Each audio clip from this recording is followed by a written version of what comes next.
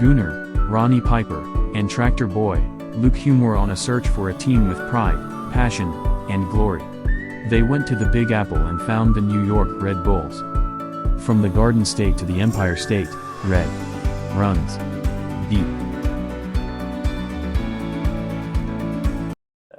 Yes, now, and welcome back to another episode of the RBNY UK podcast and back-to-back weeks, which is a big achievement to celebrate the Leagues Cups, because why not? But Luke, first of all, how are you doing, my friend? Very well, caught me out guard there. Cool, so I see you out the corner of my eye and I was like... With my swig. Yeah, as soon as you took the swig, I was like, I'm going to get you in right now. I'm good, Back-to-back episodes. Yep. Episode 10 Yes. of the series. Good. Could have had a few more by now, I'm not going to lie. Yep. If we didn't go for like a month breaks, Yeah. 3 or 4 times.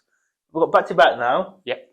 We get a few more every week now. So, back in person. Yes. First and for a while, because we did actually record one. Yeah. And recorded it all. Yep. And edited it all. Yep. But never ever saw the light of day for reasons. Yeah. Just happens. Technology reasons. So, like I said, we are back in person, and it's one of them, especially when it builds up back to the resumption of the MLS. Obviously, Leagues Cup's great at the moment, but when the MLS it's when it really starts ticking to the end of the season, there'll be a lot more content-related stuff.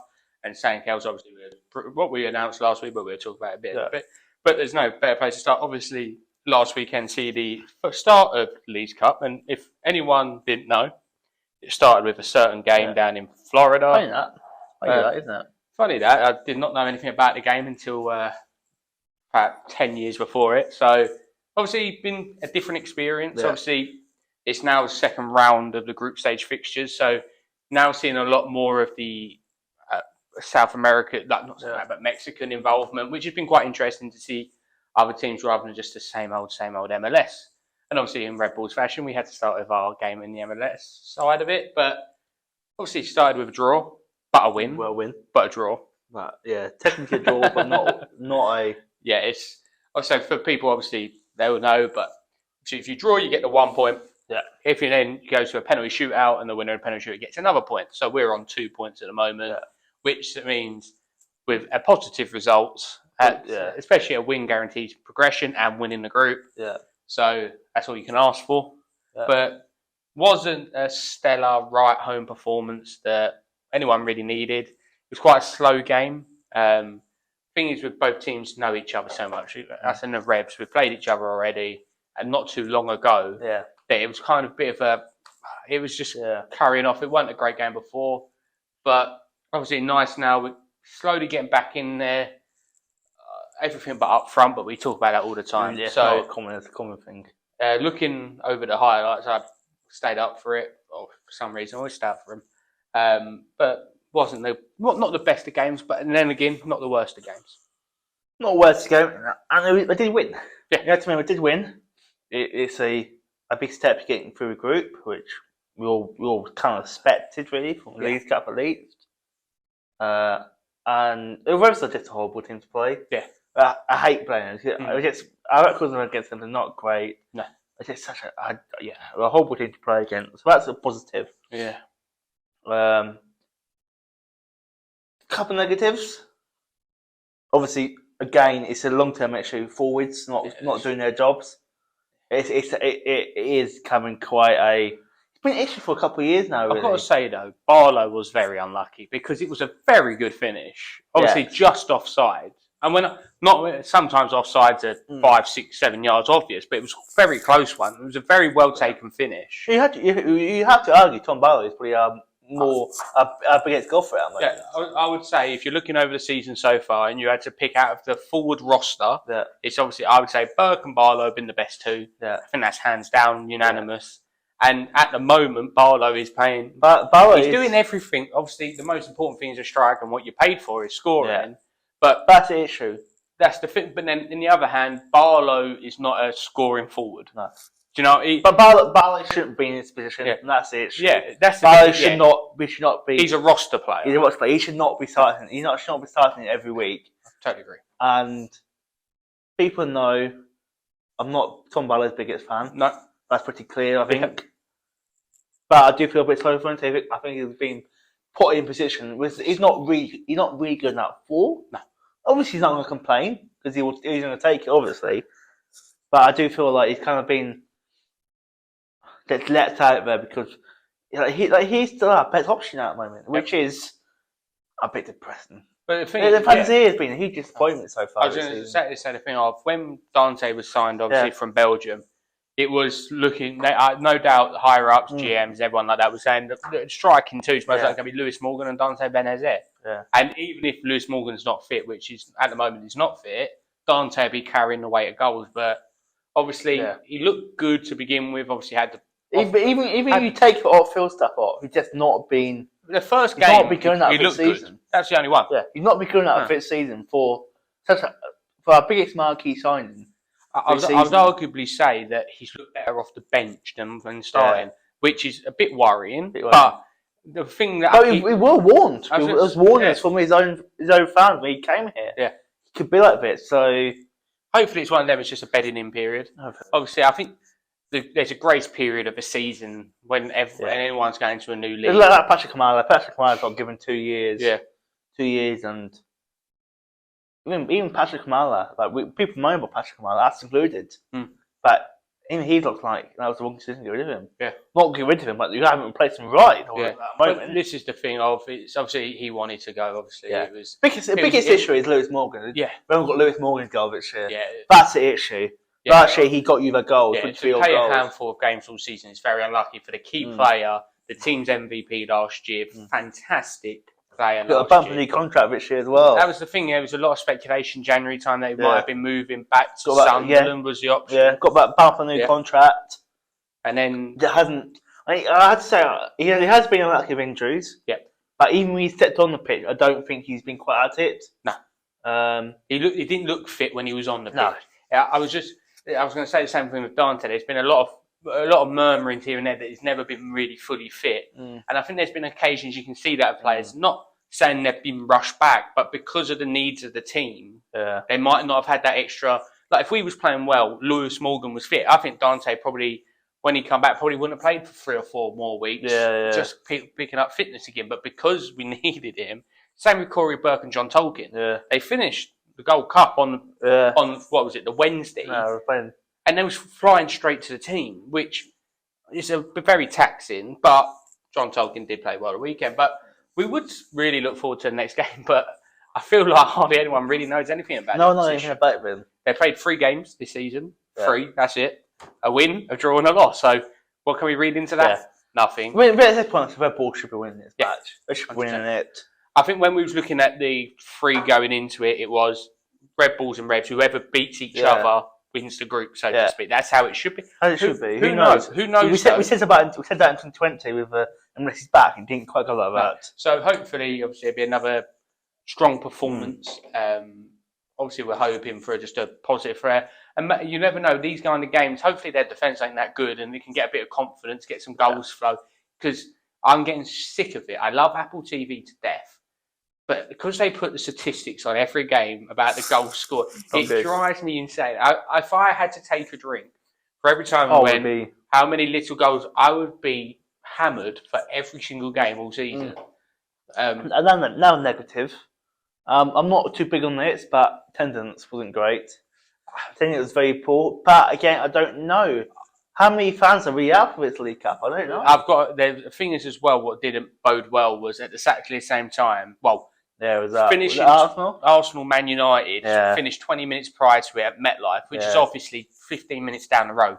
82,000 fans in attendance. Even if you say 2% of that would go into Red Bull Arena, that's near enough 2,000 people.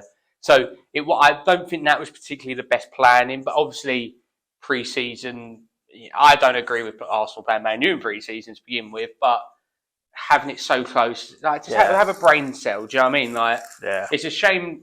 No doubt they said, look, you're playing the game this day. In fact, probably Red Bulls probably would have gone, can we move it to the Sunday? At least try and get some more people in there. So it's not fair when you've got another game 10 minutes down the road, and I believe there was a few other sporting events as well taking place. So when you've got 100,000 people, 100 to 120,000 people going to different sporting events in the New York area, and obviously people who go Red Bulls, half the time if there's something else going on, they will go there, sadly. But it was one of them. It's a shame. I wish I was kind of in New Jersey because I could have gone straight from the Arsenal game to the Red Bulls game. That would have been like near enough the perfect day. But yeah, so it'd be quite interesting this weekend. Hopefully, tennis could be a bit better. But just moving on in terms of just overall, before we talk about our next segment up in the Rafters, obviously just a brief update as well about our lovely edition, what we're bringing out next month, which I'm going to let you, Editor-in-Chief, just talk about. Obviously, people would have heard about it last week, but obviously there's been some progress, some things, what we're working on. So just like I thought we'd update people just so we can keep them going. Yeah, so if you've missed the news, which I don't think you have, but if you have, we're bringing out it's basically a fanzine. Yeah. I don't know how popular the word is in the States. It's like a magazine. Yeah. Quite big in the UK.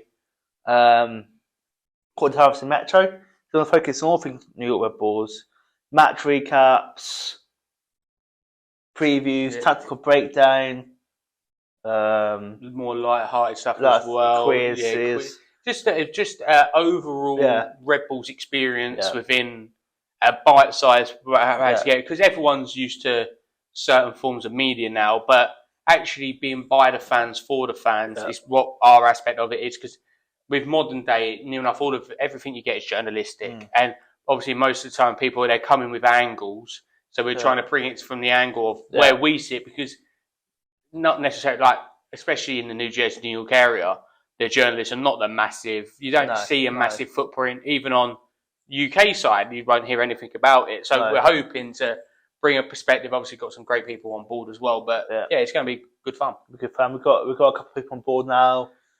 Anthony Matt said he's doing match recaps. It's really exciting. Some of you might remember Jamie on our website. He's bringing back his my series. It was a really good series. That's going to be bigger and better than ever on there. And we've got some other bits we're working on as well. Yep. Stuff might not make it into Edition 1. Yeah. But stuff we're hoping to do from Edition 2 and 3 and 4. It's going to be every month. Yeah. It's going to be available online for free. And we also will be doing limited print runs. Yeah. There will be a small cost to them. Get to cover like the basic print copies, because we're not a multi-million company. I wish I was. We wish we were, but it's all coming out of our pocket. We also got a coffee. You can support us if you want to.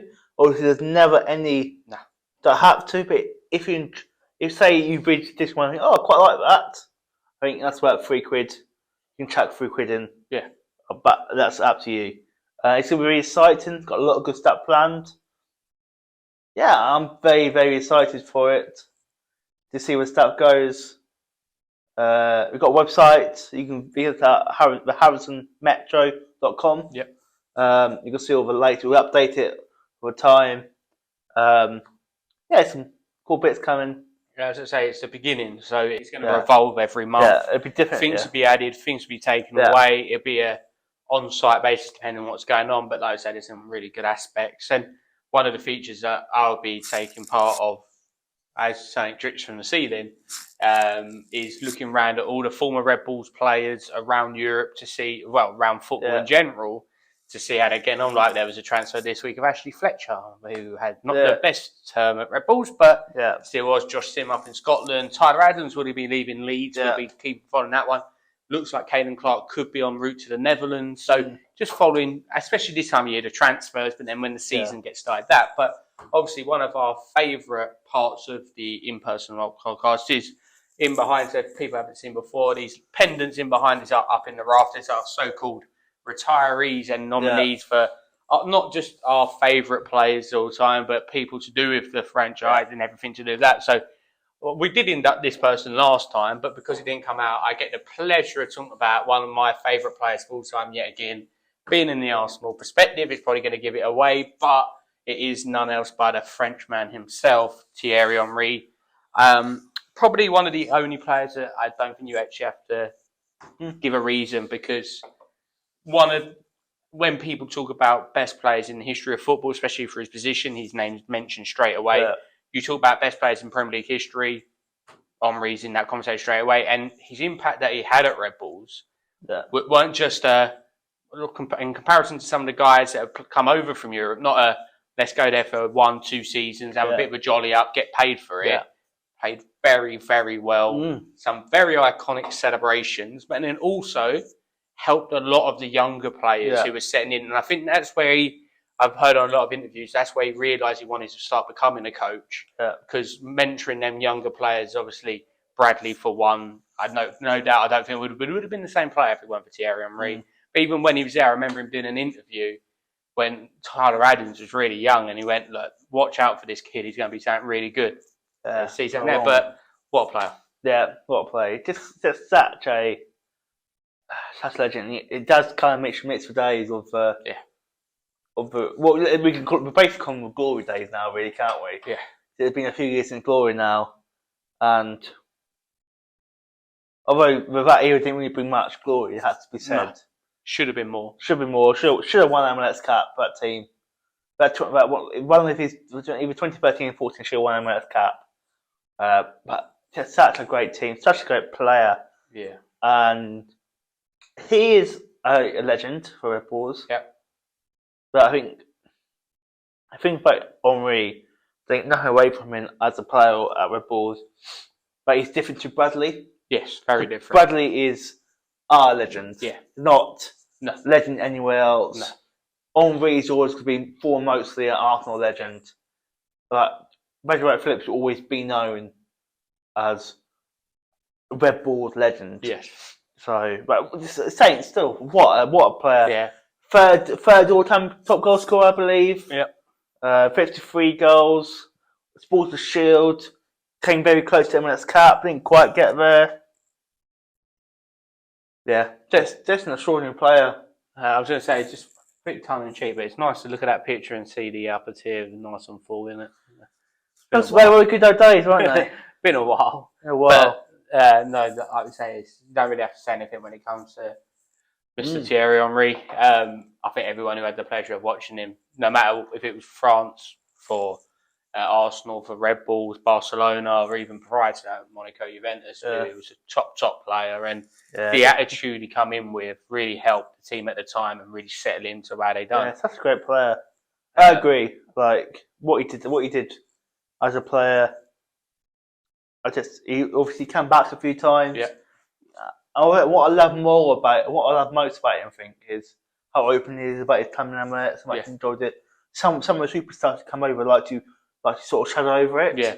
Like Gerrard, Lampard, I don't really like to talk about it. There's a reason for that, because they were shite. Yeah. But I think he's really owned that MLS experience. He came from Barcelona. What a sign. No other days of summer signings. Yeah. Superstar summer signings. Yeah. Like, it wasn't a very well hidden secret. Oh, no. It was very, very obvious by the end of it, but still, yes, what a legend up in our Rafters. Yeah, and obviously that was my induction Yes. for last episode / this one, and then I'm going to hand over to you because we're doing a double induction. This one, obviously, for missing out last time, so I'll hand you over for the second addition to the Rafters for this. So, my thought process is quite difficult for this one. I was like, we've had 4 players. I've done 3 players, so 2 players. 3 players so far. I did Russ McCarthy. Yep. Lewis Robles. Yep. And BWP. BWP. So all legends. Yep. All legends. But I was like, yes, I try and make something different. I kind of wanted a Metro. Yep. And I thought of someone. And I thought, played for us from 2 spells. Really famous moment in the Metro shirt. Also came back to the coach. Yep. Also won us the first trophy. And if you don't know who it is by now, get off its podcast. Don't. Quite the reviews. But he's, of course, a legendary. I could call him legendary. Very influential figure. Very influential in the history of not even Red Bulls, but Metros and MLS. Mike Pecky, obviously, it's quite well known, didn't end well. Yeah. With his time at Red Bulls, it would end on quite a sour note. But what he did during his time as coach should be appreciated. Yes, do agree. Even if he obviously has had off-field issues since it. Yeah. With a Real Salt Lake ending. No one really knows what happened. There's rumours, but no one really knows the full story. But even in all of that, you should talk about what he did as a New York Red Bull coach. Yeah. Just a legend. Winning that first trophy. And really, it's such a beautiful irony, really. Like, for all the, he was here for many years. Through the bad years. But over the 2000s, I think he was even there in 1999. The really bad season. The 2009 season. And he was actually there for Open Red Bull Arena. Yeah. The 2010 season. So 2 spells. Came back. And put together a great team.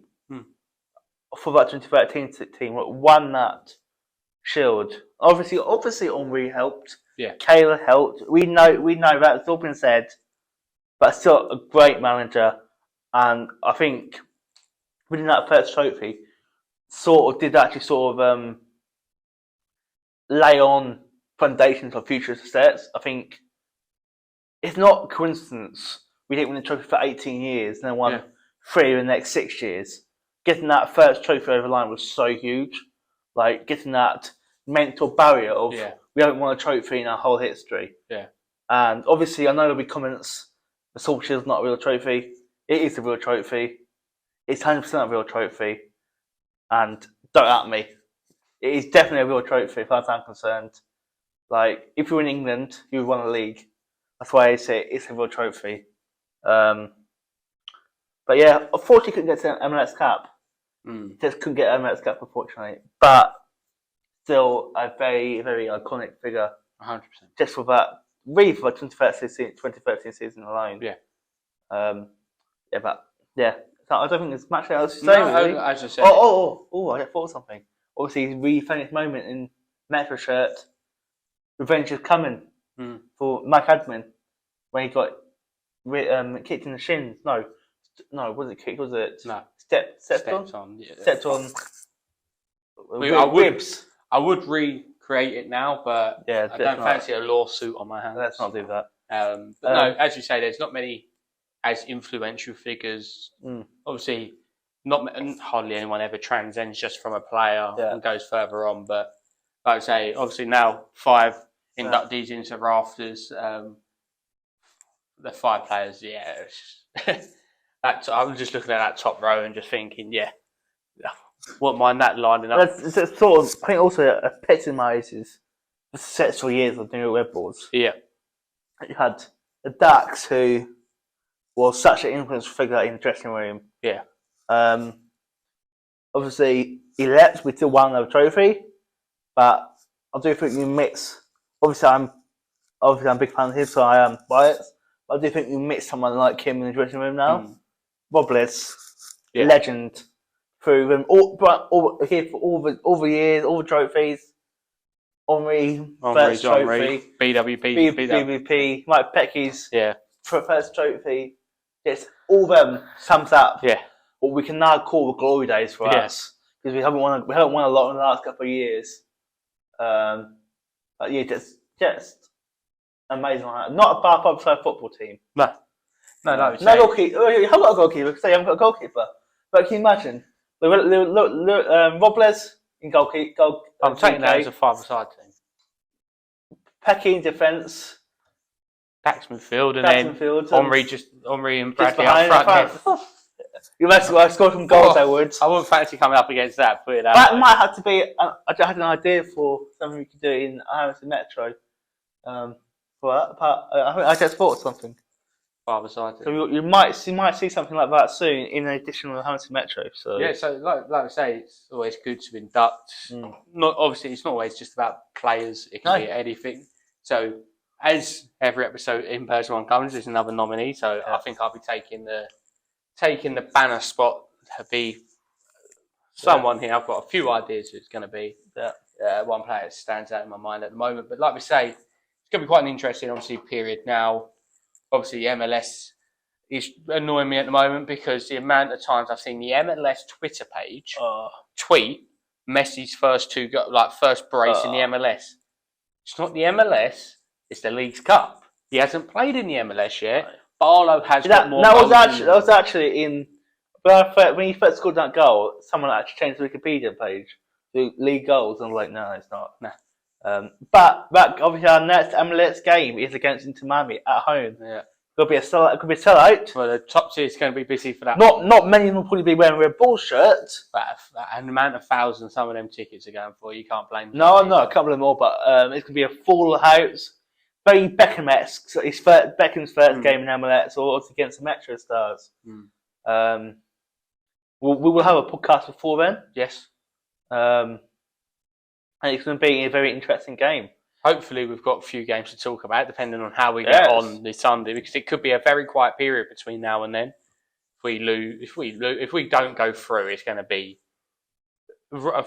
Some people will be like, "Oh, we don't care about League Cup anyway," but it'd be very frustrating.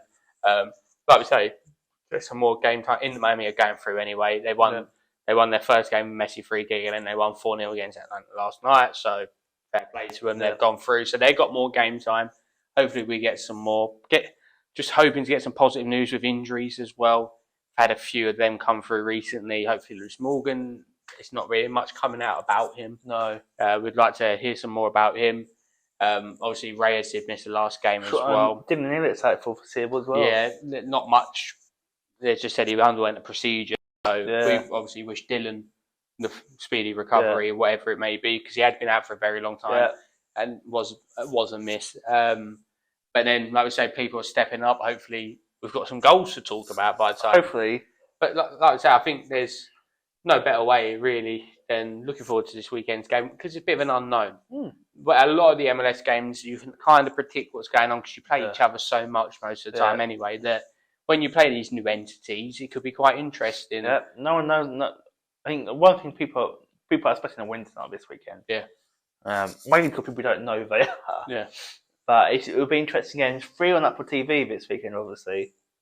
So, yeah, I think the go all out. We'll have go all out and try and get through the next round. Yeah, like we say, a win, we're through. So it's that simple. Win or done. Yeah. So, like I say, I expect us to win this weekend. But like we say, it's been another pleasure bringing another podcast. Obviously, we will have another in-person podcast prior to the Inter Miami game. Yeah.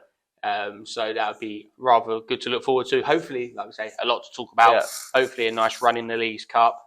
Hopefully, some good roster. We might even have some silverware by the end of it. Yeah, maybe we'll go to the kitchen and get some nice forks out. But no, like we say, thank you everyone listening so far. Obviously, do pay close attention to socials or any announcements. Obviously, I'll be up for most of the games, probably all the games anyway. But I'll be up for some. Like we say, it's been an absolute pleasure. Yeah. Look forward to the game this Sunday, going into Monday morning for us at 12:30, obviously 7:30 Eastern time.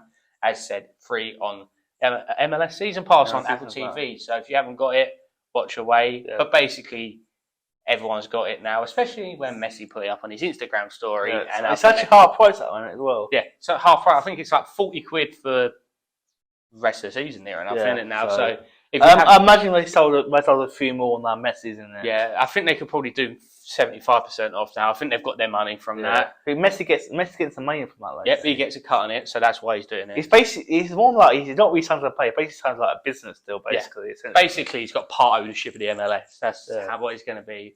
I can't wait for in 20 years' time for Messi FC to be launched. That would be great. Well, it'd be. It won't be forward because we've got into Miami, but somewhere Vegas. Las Vegas. Yeah. That's a shout. Yeah. Messi franchise in Vegas. I would bet highly that clause is in that contract. Las Vegas Lionels. There we go. I would bet very highly that a Messi franchise is in that contract. Yeah, I just say I wouldn't be surprised as well. But like we say, hopefully the boys bring home, but do win the weekend and see our progression through. And then we'll know who we're playing in the next round, fingers crossed. And like we say, just hopefully get some goals, get some more positive performances.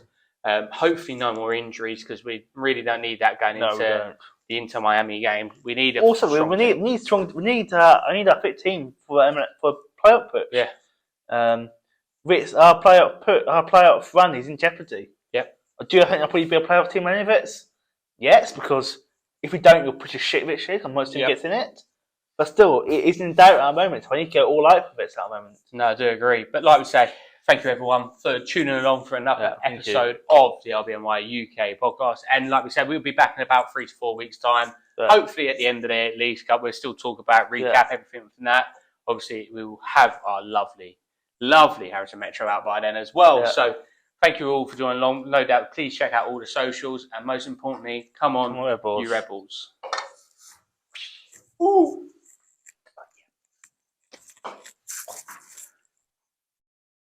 Always get nervous, even though I've